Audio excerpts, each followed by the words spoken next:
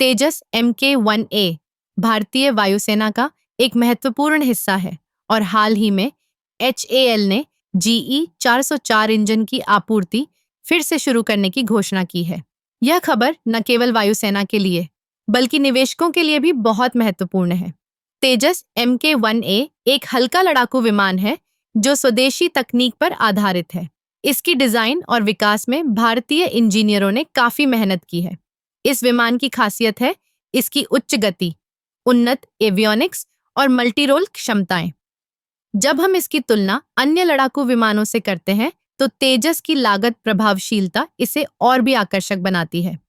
अब GE-404 engine की आपूर्ति फिर से शुरू होने से तेजस के उत्पादन में तेजी आएगी। यह इंजन तेजस को बेहतर प्रदर्शन देने में मदद करेगा और इससे भारतीय वायुसेना की ताकत में इजाफा होगा। यह न केवल वायुसेना के लिए बल्कि HAL के शेयरधारकों के लिए भी एक सकारात्मक संकेत है। HAL के शेयरों में निवेश करने का यह सही समय है। जब आप इस कंपनी के भविष्य को देखते हैं तो आपको समझ में आएगा कि भारतीय रक्षा क्षेत्र में तेजी से विकास हो रहा है। सरकार ने आत्मनिर्भरता की दिशा में कई कदम उठाए हैं और तेजस जैसे प्रोजेक्ट इस दिशा में एक बड़ा कदम है। तेजस MK-1A का निर्यात भी संभावित है। कई देशों ने इस विमान में रुचि दिखाई है, जिससे HAL की आय में वृद्धि हो सकती है। जब विदेशी बाजारों में तेजस की मांग बढ़ेगी, तो यह HAL के लिए एक बड़ा अवसर होगा।